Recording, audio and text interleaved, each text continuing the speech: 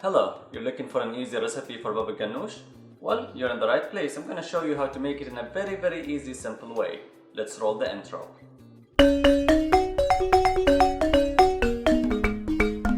Let's cook American food. But it's not American food. Well, it's not American food. Okay, all what you need is one eggplant. And what we're gonna do is just stab it.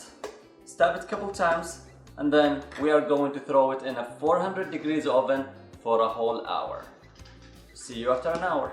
Okay, an hour later we can see how our eggplant is. It's a kind of old from the outside and it let a lot of water out. So to make the baba ganoush, we're gonna just release this water because we don't need it. This looks good.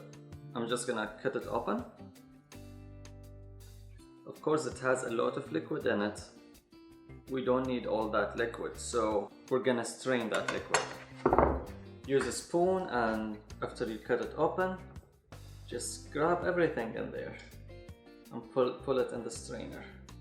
Just make sure you get all that good stuff out.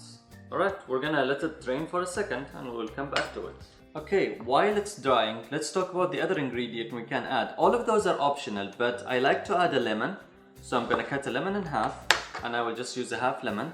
And I like to add a shallot, or you can use an onion if you want, and a garlic, a little bit of garlic, like 1 clove or 2 cloves of garlic would do. So we just need to chop them roughly because we're gonna use a food processor. If you don't have a food processor, you can chop them as thin as you want, and that should be fine.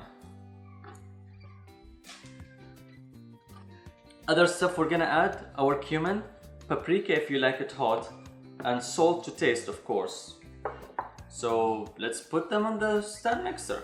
Sorry, not the stand mixer, the food processor. I'm just gonna throw my eggplant.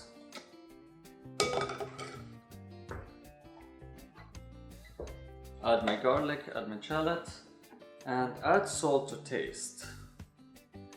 I will just add 2 pinches of salt for now, 3 maybe, and then you can add more later. And paprika, just for spiciness. It's not important. Cumin is kind of important because it really helps with the flavor. Yeah, and remember those to taste. You can start with half a teaspoon or 1/4 teaspoon and then just build your way up based on how you like it to taste. And I'm gonna add one more thing too. This is the chutney from the chutney video that I made. Link is up on the card.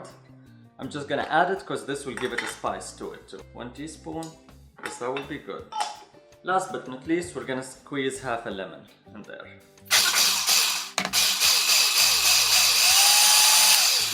Let's move to serving it now. You know what's a good thing to add to it? Tahini. If you have some tahini at home, just add it to it. It's gonna boost your flavor up. I just don't have some tahini today. And top it with some olive oil. And you're welcome. This is a homemade baba ganoush. It's better than the store-bought one. It looks darker because it doesn't have tahini. If you add tahini to it, it's gonna look exactly like the store-bought one. And you know how it's good to eat it? You can eat it using the pita bread I showed you how to make in a previous video. It's up on the card. Thank you for watching. Please like and subscribe and try it at home. I bet it tastes good. Let me just do a taste test. I'm confident my food is good.